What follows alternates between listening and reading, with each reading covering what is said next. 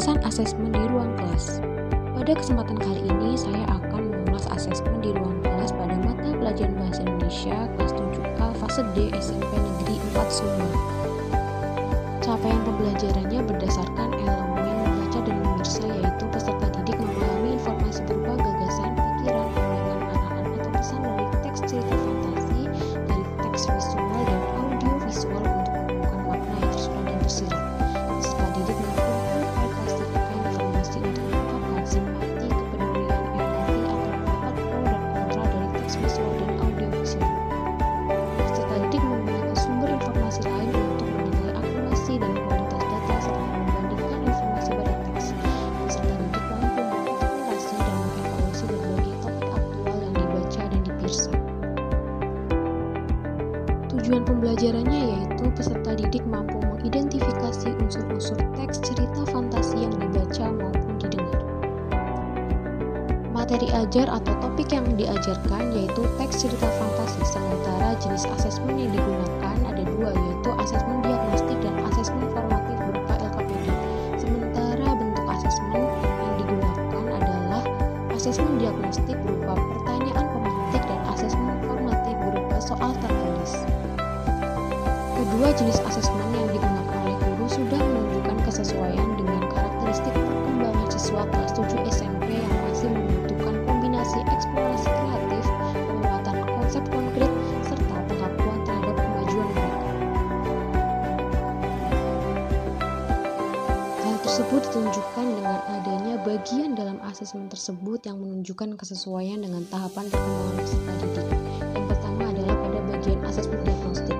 Asesmen diagnostik yang diterapkan oleh guru adalah dengan memberikan beberapa pertanyaan pemantik. Pertanyaan yang dilontarkan berkaitan dengan refleksi nilai UTS yang sudah diperoleh siswa.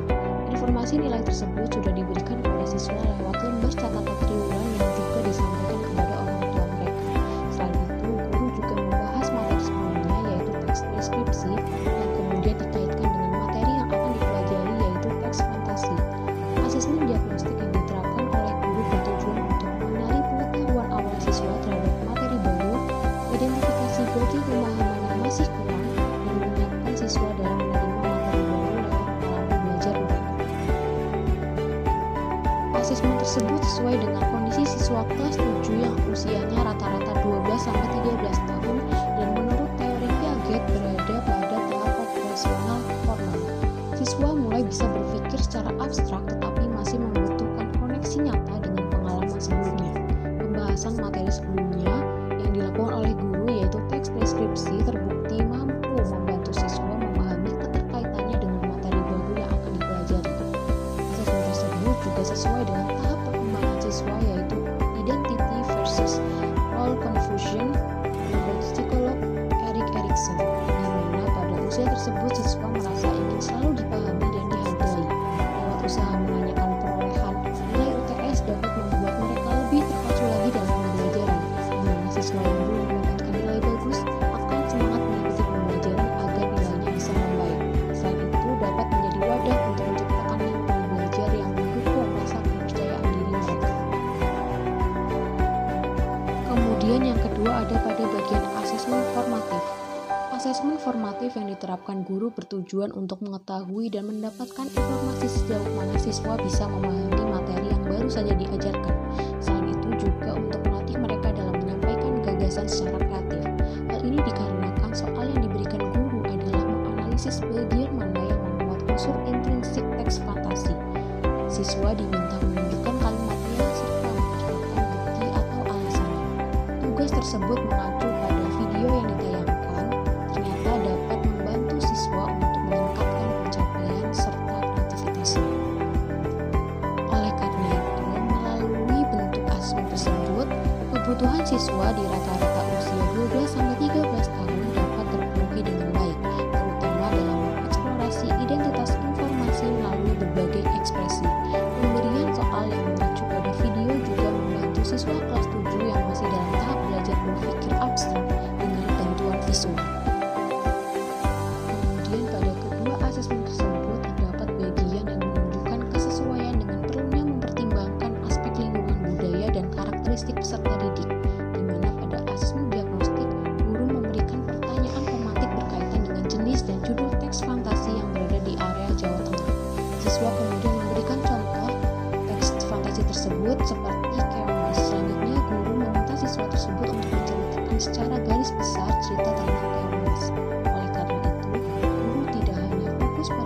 pembelajarannya saja, tetapi berusaha agar siswa bisa memproses materi tersebut berdasarkan pengalaman budaya mereka.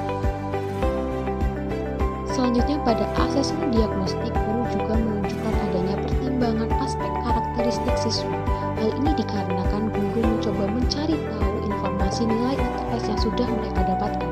Hasilnya, masih banyak siswa yang ternyata belum tahu berapa nilai yang mereka dapatkan, terutama pada pelajaran bahasa Indonesia.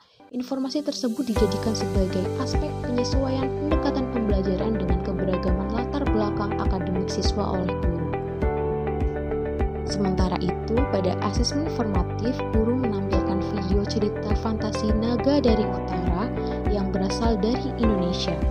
Upaya tersebut menunjukkan bahwa guru mempertimbangkan latar belakang budaya dan minat serta gaya belajar siswa yang khas pada usia ini, di mana video lebih menarik perhatian dibandingkan teks yang panjang.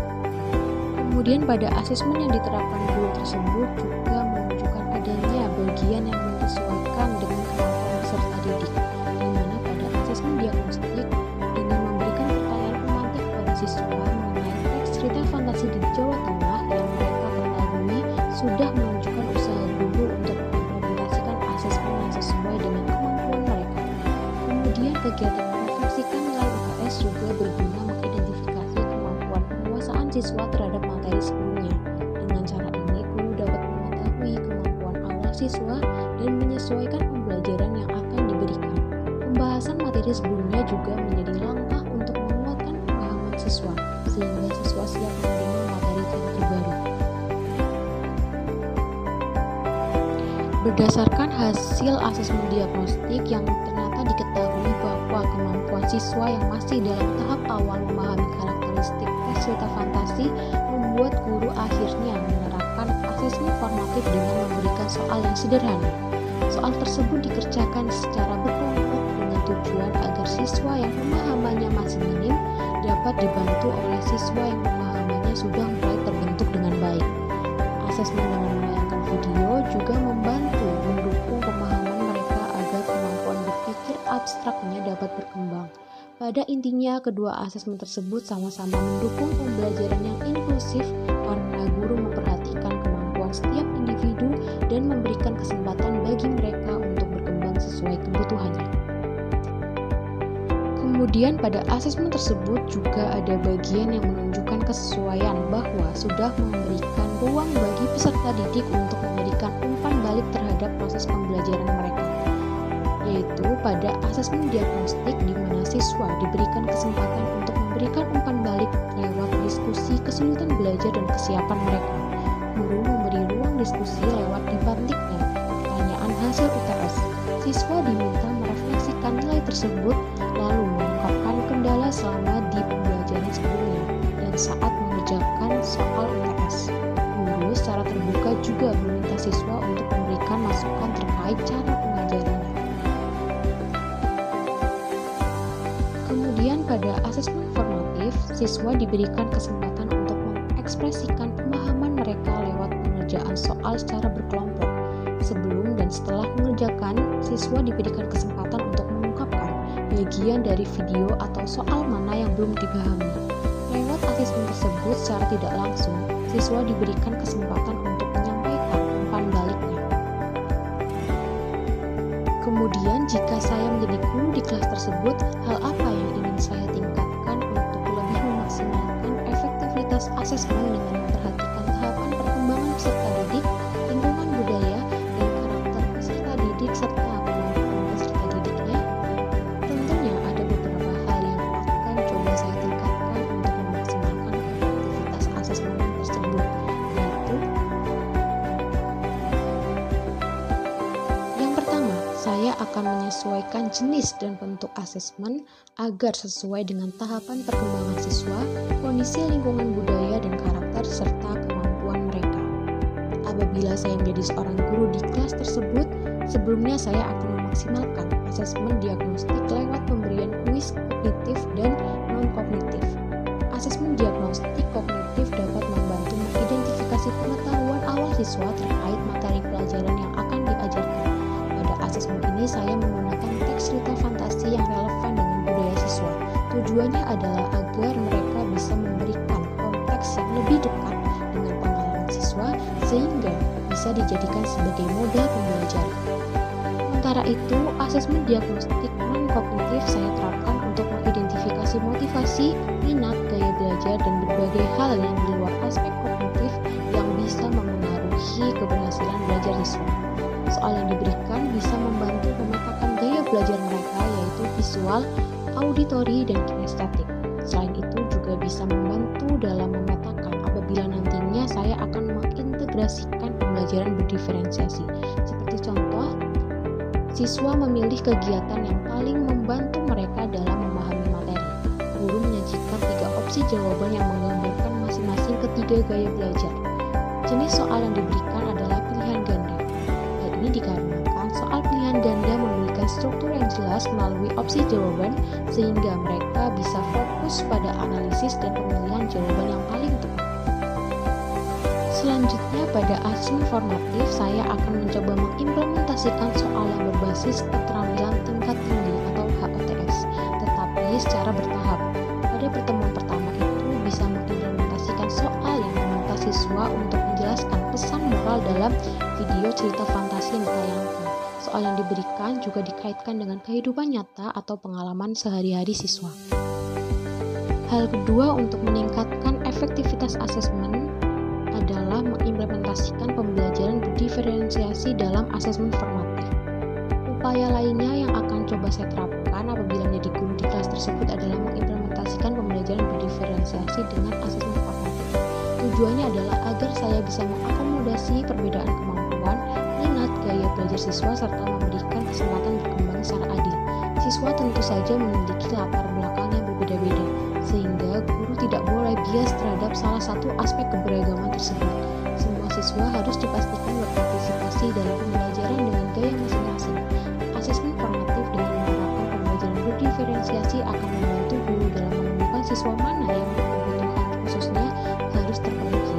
Seperti contoh, jika seorang siswa kesulitan menyelesaikan soal pilihan ganda, tetapi dapat menjelaskan materi dengan baik secara lisan, ini bisa menjadi indikasi bahwa mereka membutuhkan pendekatan yang lebih verbal atau interaktif dalam pembelajaran. Kemudian hal terakhir yang coba saya tingkatkan yaitu adalah dengan meningkatkan celah agar siswa bisa memberikan umpan balik terhadap materi yang diajarkan. Dalam setiap asesmen, saya usahakan agar siswa bisa memberikan umpan balik secara langsung maupun tidak langsung. Umpan balik tersebut dapat membantu siswa untuk memahami sendiri sejauh mana pemahaman mereka dan bisa meningkatkan keterlibatan mereka dalam proses pembelajaran. Dengan memberi celah untuk umpan balik, siswa dapat lebih mengembangkan kesadaran diri tentang apa yang telah mereka pelajari, bagian mana yang sulit, dan bagaimana mereka belajar.